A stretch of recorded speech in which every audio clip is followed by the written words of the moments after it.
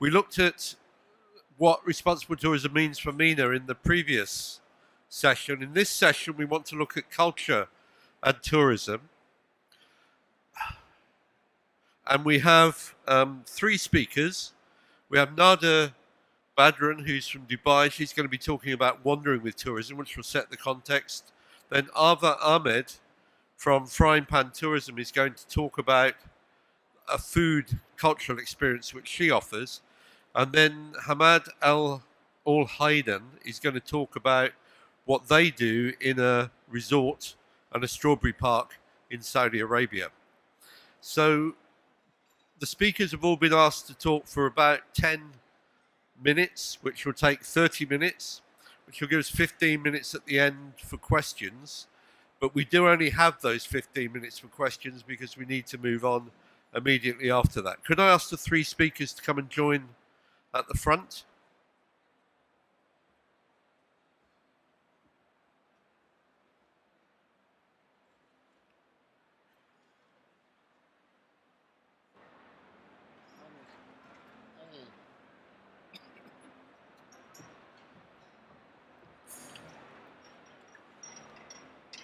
So Nada, would you like to come and tell us about wandering with Nada?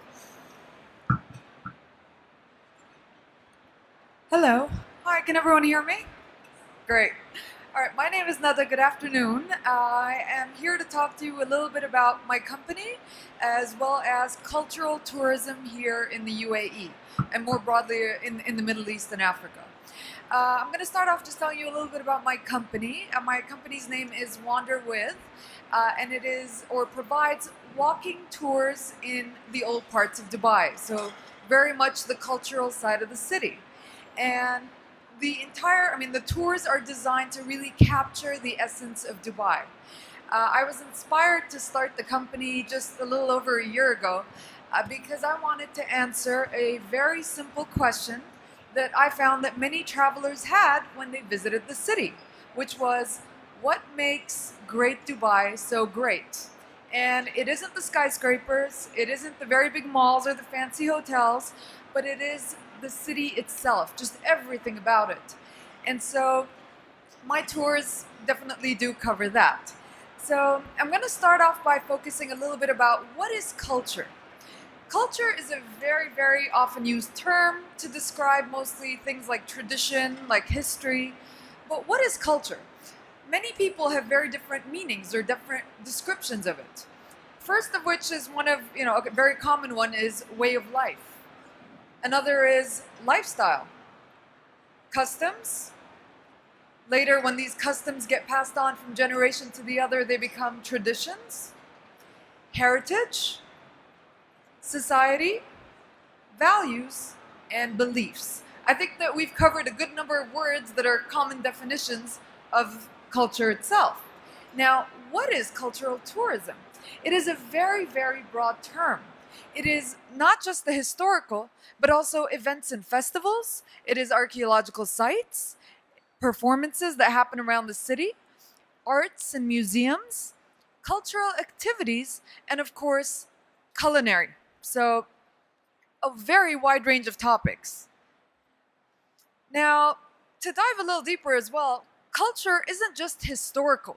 It is not just us talking about the pearl industry that, the inhabitants of the UAE, placed or relied on heavily in the early years. It is also the traditional. So things that are intangible, performances, music, arts. And finally, contemporary as well, such as the exhibitions and galleries. As you may know, Dubai has a very new and thriving art scene that's been happening, and one that is definitely continuously developing. Now, a combination of all of these three is what gives visitors an insight into the country's unique cultural identity as well as its way of thinking. Now, who is the cultural tourist? It isn't just any traveler that's coming to visit the city. The cultural tourist is someone who is trying to understand the culture's or the destination's culture and way of life. It's someone who's interested. There's a unique interest in the historic, the traditional, or contemporary art forms. someone who seeks to participate in these deeper cultural experiences, not just sit and be told to point and look, this is tall, this is big. It is a very participative environment, one where they're very engaged with the local culture. And finally, it is something that is they are willing to pay for, willing to travel for, come from all over the world to Dubai or to their intended destination and engage in. And all of these things are definitely very important characteristics of the cultural tourist. Now, what is the impact? And this is something that, really affects the many different pillars of sustainability. And here we have one benefit, which is that it establishes and reinforces the identity of the place you're visiting. It helps promote community pride. We have many people, for example, here in the UAE, many people from, the older generations that no longer work, but still are very skilled at things that they used to do back in the day, practicing some of the local artwork. And so it gives them an opportunity to engage again in whatever they used to do back then. And it really does it really makes someone very happy to be able to participate in these experiences. It also helps build an image. Dubai is definitely known for many things, but I can guarantee that if you ask the casual tourist, many will tell you the Burj Khalifa, the Burj Al Arab, the Dubai Mall, and some of the other bigger sites that they tend to visit. But Dubai is definitely much, much more than that, and people need to know that. It also helps preserve the cultural heritage. And that's where, the sustainability again comes back into play. We need to be able to make sure that these stories that we tell, everything that used to happen back in the day and what we still do now, are carried forward. Future generations need to be educated about the past, not just the very forward, but also how everything used to happen. And also facilitate understanding among cultures. The world is home to many different nationalities, anywhere between over 150 to 200. And people live very different ways of life. And as a result, getting to understand one another really promotes peace and understanding. And so it really is crucial, especially, in terms of basically having people feel like they're included in the experience. Many countries around the world share very similar traits as the ones that we have here in the UAE. It could be something like food. It could be something like the way that people raise their children. So certain things that, are shared among communities, and so will make us develop a connection with other people. And last but not least, it has a positive social and economic impact. This helps create jobs and business opportunities, not just for the new businesses that are setting up shop here in the UAE, but also to families or people that want to, for example, start up businesses, entrepreneurial ventures. And so giving back to the community that is obviously inviting us to its home. Now, why Dubai? This conversation is intended about the Middle East in general, but I want to tell you what is so special about Dubai. Dubai is a very, very popular tourist destination. It's actually ranked 4th top destination city in the world. Last year alone, we had over 14.9 million visitors. And we're expecting, in just a few years' time, almost 25 million. I'm sure everyone around here has heard of the Expo 2020. That's something that's happening very, very soon. And the city is gearing for this mega event that's happening. So we really all need to be prepared to tell our stories. Finally, you know that people tend to visit the city, but a lot of them don't stay for very long. They stay for an average of 4 nights, which is not such a long time if you really want to capture all of Dubai. So if you want to do so, you obviously need to dedicate your time accordingly, figure out where you want to go, what you want to do, so that you can maximize on the opportunity that exists here. And then finally, a travel trend that is happening worldwide, not just here in the UAE, is that tourists are seeking a more cultural travel experience. I personally fly to Europe, to the US, I fly to other places around the world because I want to get to know the people. I want to get to know the culture.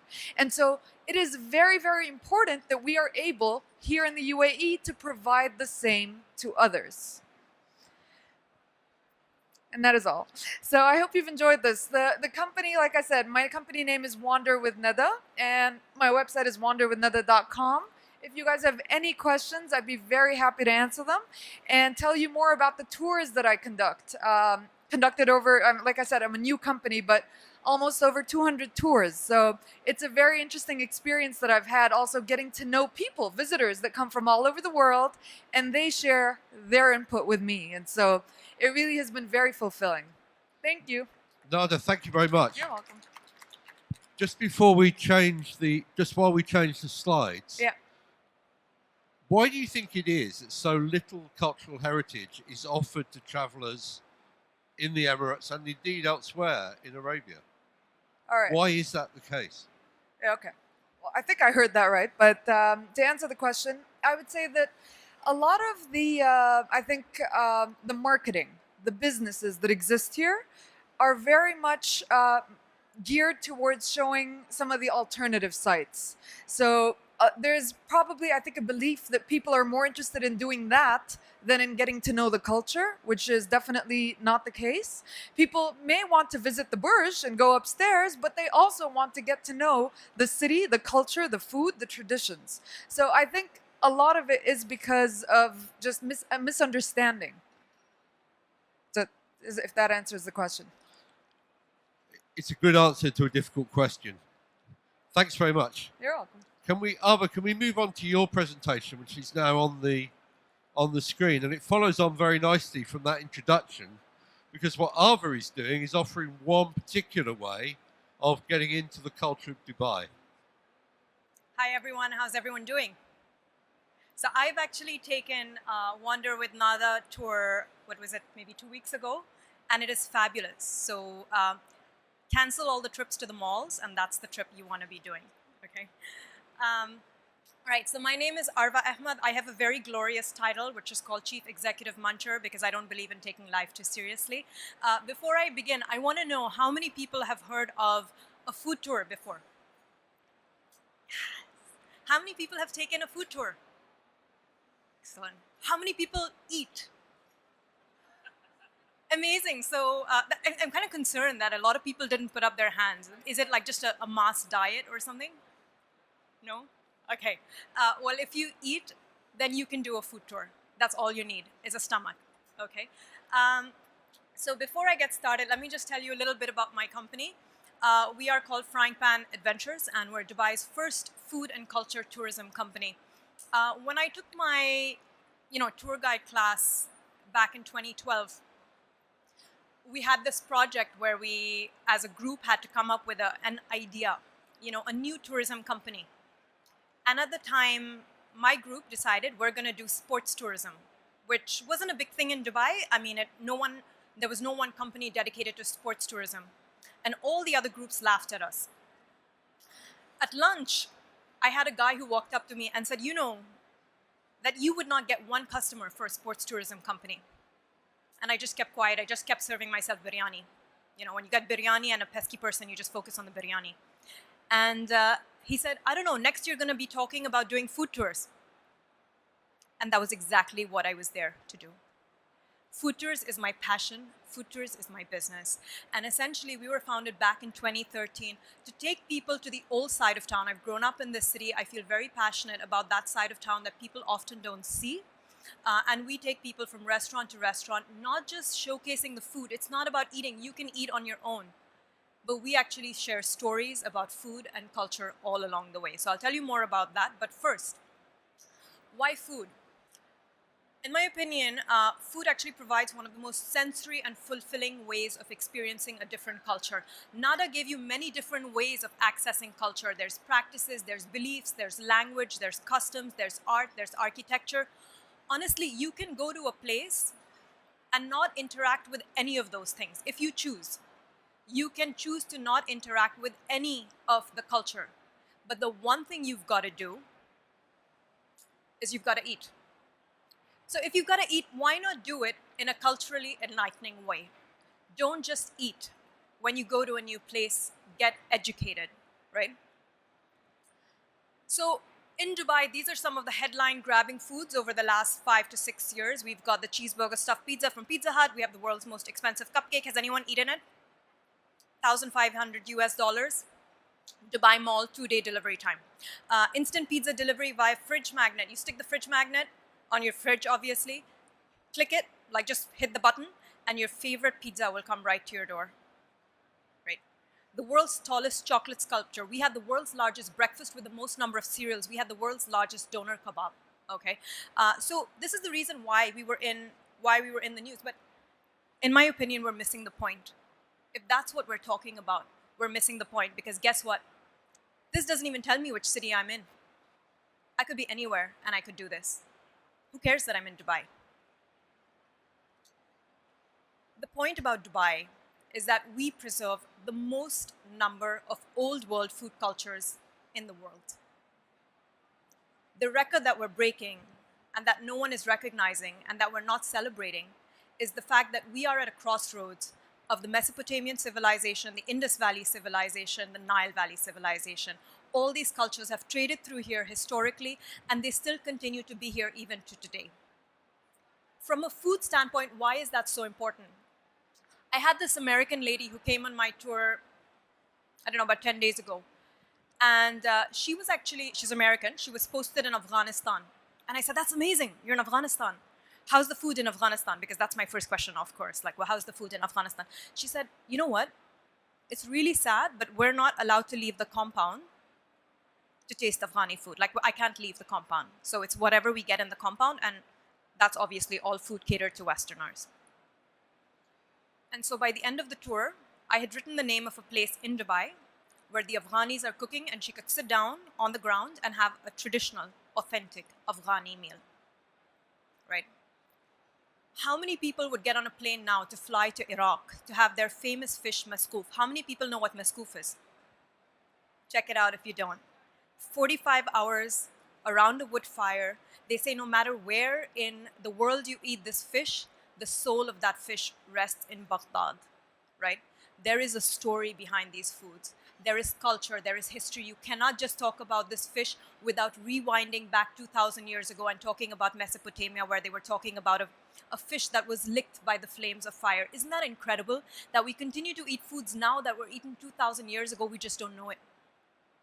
And Dubai preserves this. It's not that Dubai preserves culture. Dubai even preserves foods of cultures that are in conflict.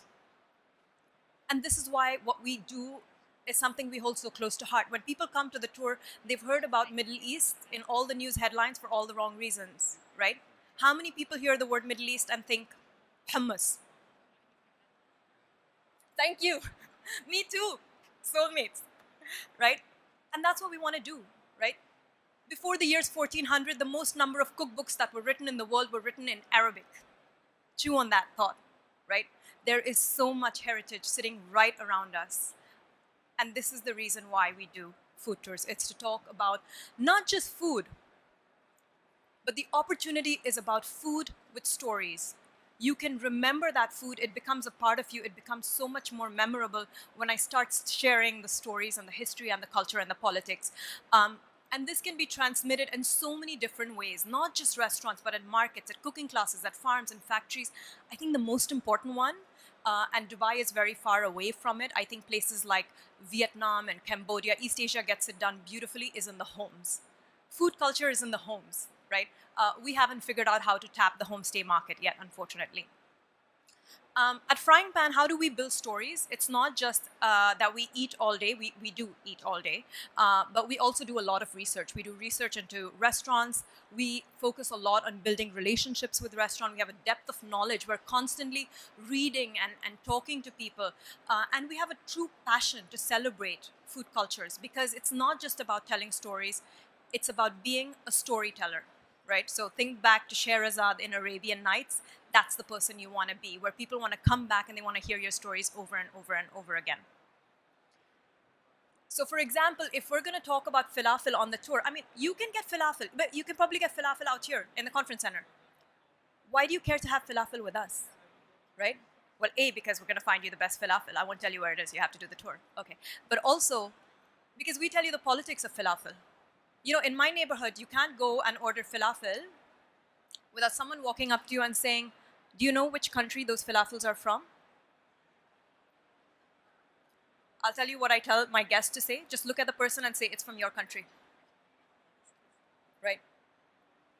Everybody claims ownership. That's the beauty. Falafel, like everything else in the Middle East, is extremely political. It opens up a whole other can of worms. We get into the history and politics of that. We look into the etiquette of the majlis. So people sitting down together, eating with their hands. Why do people eat with their hands even now when we have forks and knives? Are they so primitive? No, it's the way of the Prophet Muhammad. This is history. This is religion. This is culture, right? It's not that we can't pick up a spoon and use it, but there is history in this. If we're going to serve you chicken tikka, right? Where did chicken tikka come from? What is the word tikka? What did the Persians have to play? Where did the British come into it? Glasgow, chicken tikka masala. Suddenly you have a whole conversation just around one piece of absolutely delicious and juicy chicken. We take you into the local markets. This is so important. If you go into markets, you know what is actually coming out from the city. What is the city, what are its resources? What are people eating? Dubai began as a fishing settlement. What better place to talk about it than here?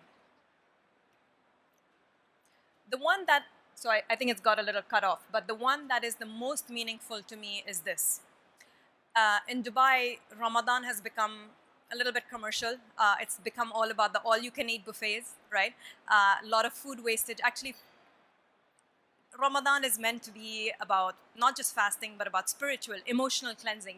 You cleanse your soul so that you can refill it with spiritual purity. But the most important part is you should be able to feel the plight of the lesser privileged. We take people into the back streets of the city. There's a mosque that caters 4,000 meals free to workers, no matter whether they're Muslim, Sikh, Hindu, it doesn't matter. 4,000 meals every day for 29 or 30 days, right? That is the spirit of Ramadan. We sit down on the ground with the workers. We wait for the call to prayer collectively as a community. And there is nothing more inspiring in that hour of anticipation as you wait for the call to prayer. I get goosebumps just thinking about it, right? This is culture, and this is why food is so important. Food is important not just when you're eating it, but even when you're fasting and you're away from it. This is the lady who's inspired me so much, Anya Ciazaldo. This is the reason why I decided that it's not just food I want to feed people, but I want them to savor stories. Even the most ordinary dinner tells manifold stories of history, economics, and culture.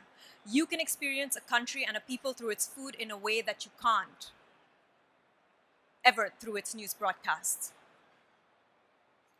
And I think this is the most important point for Dubai specifically, is that we are a net importer of food culture. We brought in all these food cultures from around the world, and we risk actually becoming a burger culture, right? This is what everybody's talking about, is the next big burger. And I think the goal going forward is that we need to start focusing on what we already have in our own backyard. It's all right here, and we just need to start exporting it through people's experiences in the city. So that's about it. Thank you so much. And I wish you many happy meals in Dubai. Thanks very much. Just while we change the presentation, if we could do that very quickly, please. Can I ask, are you serious that there is a risk that in Dubai this really rich cultural heritage will be lost? Is it not going to pass to the next generation? Yeah. I don't think it's, I don't just, it might be very, very pessimistic of me to say this. I don't just think it's a risk. I think it is a likelihood. I think it will happen because, for example, how many people have heard, let's just do a poll here. How many people have heard of burgers? Honestly, put your hand up if you haven't heard of burgers. Come on. Yeah? Okay. How many people have heard of falafel? Good. How many people have heard of maleh?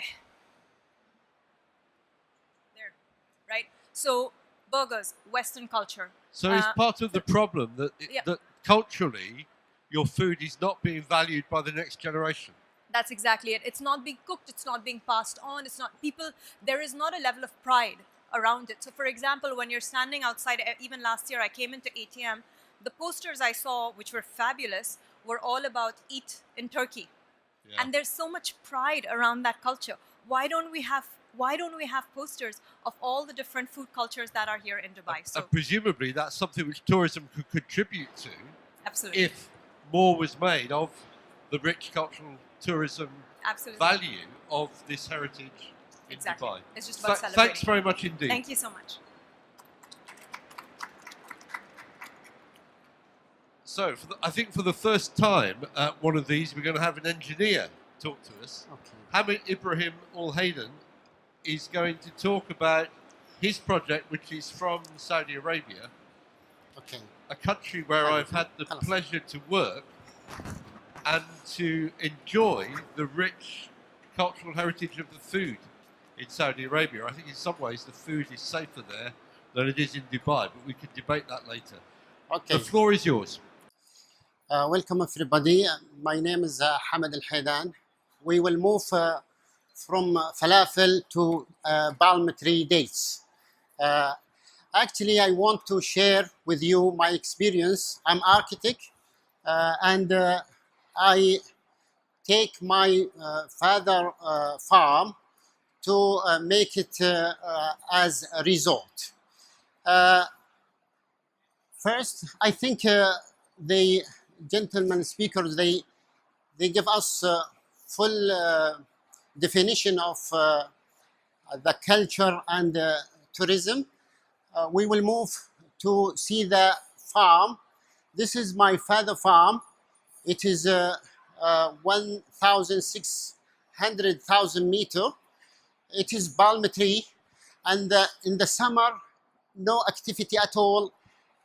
Only the dates collected from the palm tree.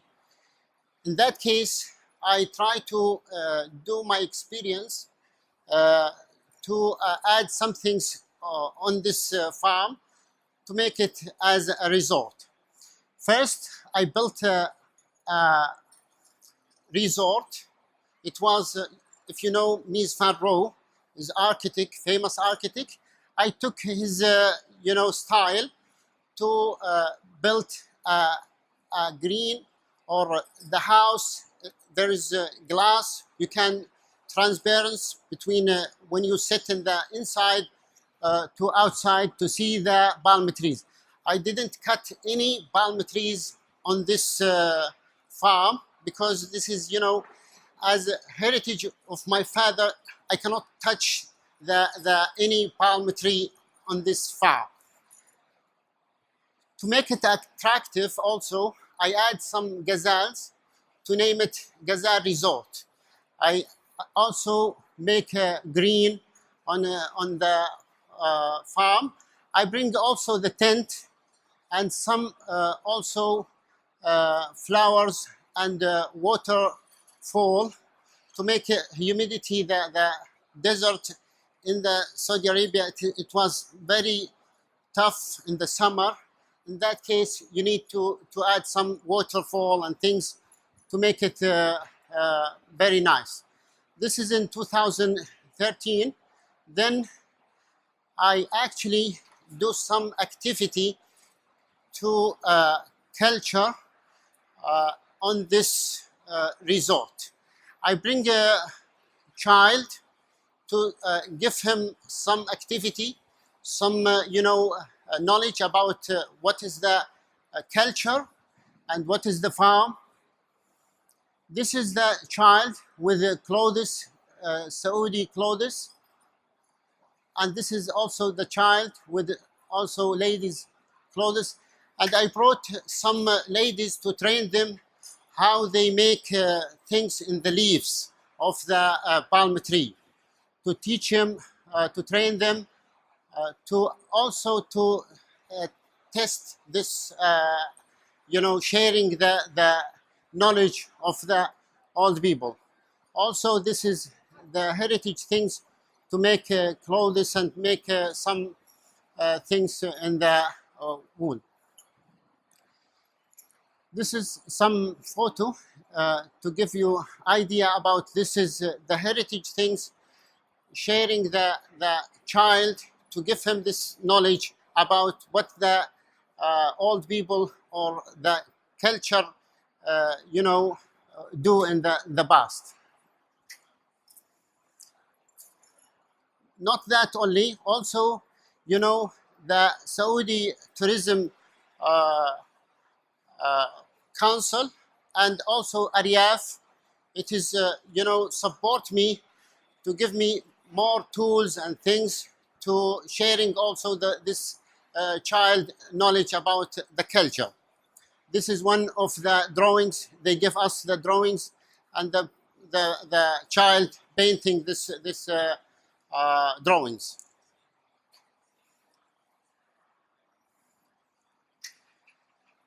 This is some photo of child.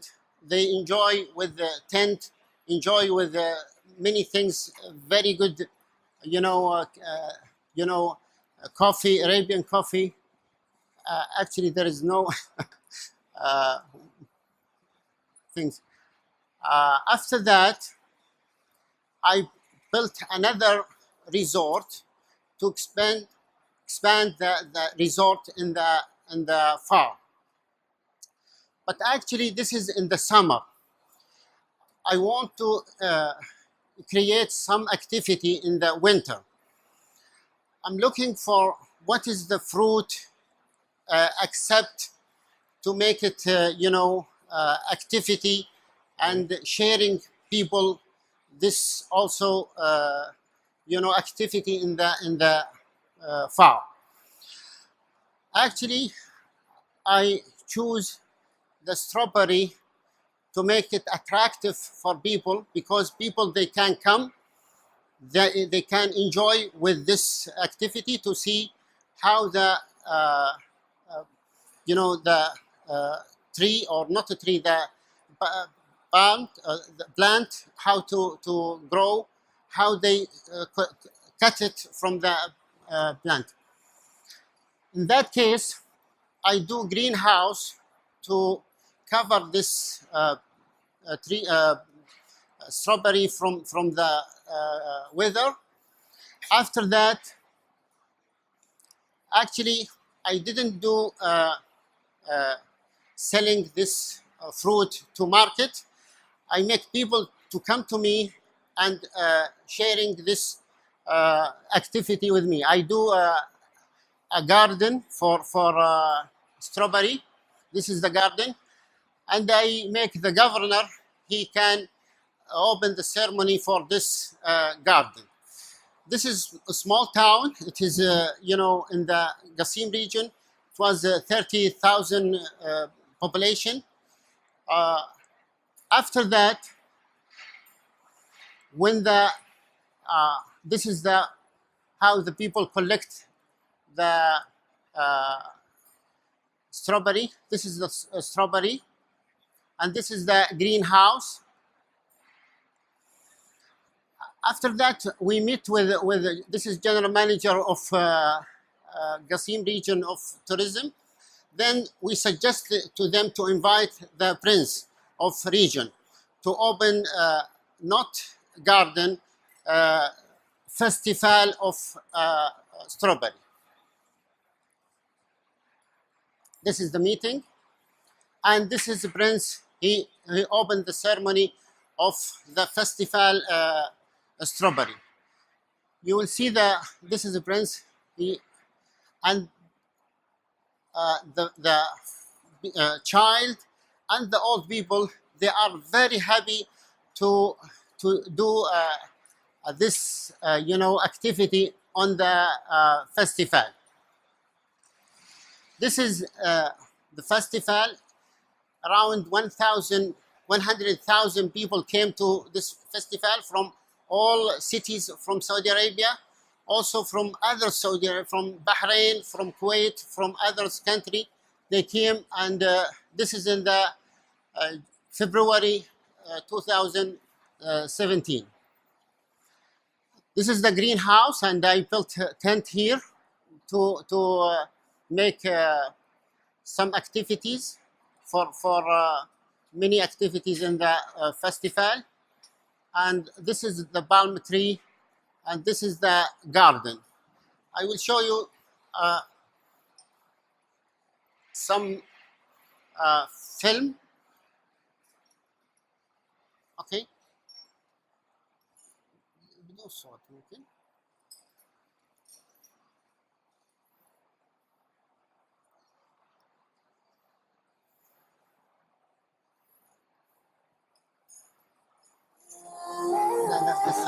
عليه شوي. This is show you the festival. قصر عليه شوي. Okay. And also we use solar energy to also bring water from the greenhouse. This is the greenhouse.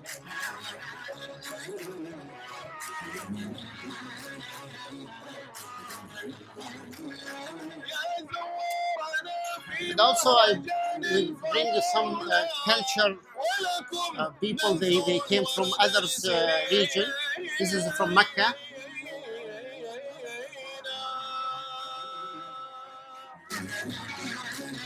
This is the waterfall.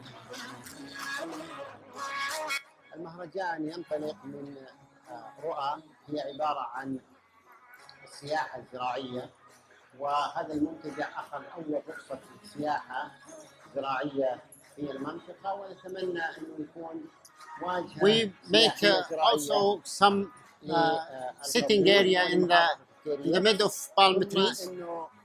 أيضا الرؤية الثانية This is the greenhouse. الثانية هي أن نجعل من الزراعة المائية أيضا نموذج يحتذى في المنطقة لأنها توفر المياه، وكذلك الطاقة الشمسية. يعني This is هذه الثلاث رؤى. This is manufactured in Saudi Arabia. By the way, we have manufactured in Saudi Arabia for عندنا في المهرجان فعاليات تقوم بها and we do some الفعاليات التطبيقية من الجهات الرسمية التي شاركت معنا أو بعض المؤسسات التي تقوم بتعليم كثير من الحضور الأشياء التطبيقية مثل الزراعة المائية مثلا، أو بعض الأشياء التي يمكن أن نستفيد منها في البيت في المنزل، مثل زراعة الفراولة، كيف تزرع الفراولة، كيف strawberry مثلا المربيات كيف عملها إلى آخره. هناك أشياء كثيرة ولله الحمد في هذا المهرجان. And this is to train people hydroponic way of saving the water in Saudi Arabia. إلى أشياء ترتقي إن شاء الله تعالى بالتثقيف الزراعي والتثقيف السياحي بإذن الله تعالى.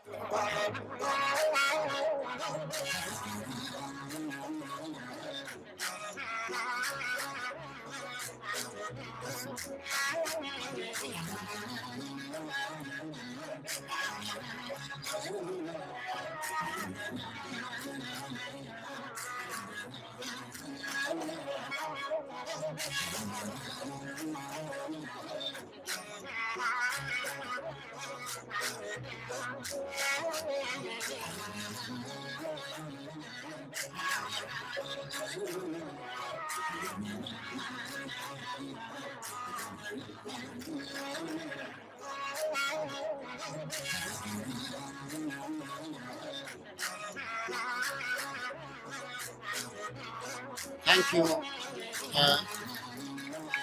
Thank you very much. Thank you very much indeed for that. I have to tell you that Yes. for me it's fascinating to see those images of strawberry growing in Saudi Arabia. Yes. Because they're identical to the images that we have in Kent, with the same technology and the same hoops and greenhouses. But of course, we're trying to keep the heat out. Sorry, we're trying to keep the heat in, and you're presumably trying to keep the heat out of the strawberry. Yes. I think strawberry need from 10 to 30 That's right. degree. For that, in the winter in Saudi Arabia, it is below zero sometimes. But what we do actually in the winter, it is January, February, March. This is the 3 months you can strawberry grow normally. well. It is very good weather. So it looks like a great product, and I'm sorry it wasn't there when I worked in Saudi Arabia 10 years ago. But the question I wanted to ask you is this. Given what you've managed to do with the Strawberry Festival, has anything similar to that been done with the date? You mean dates? The palm date, yes. Palm dates, it is grow in summer. Yes. Summer, it is very hot. But is there any kind of festival around I think there is festival, but they do it in the morning. From before when sunrise, rise. It is there is for 3 hours, 4 hours. That's all. Right. After that, from 10, it become very hot in Saudi Arabia in the summer. One of my strongest memories of being in Saudi Arabia is the competition between the people in the office about whose family farm produced the best dates. There's always fierce debate about this every year. And it's a part of the culture which the average tourist doesn't see. And I think it's a great shame that they don't. However, I've abused my position. Who has a question?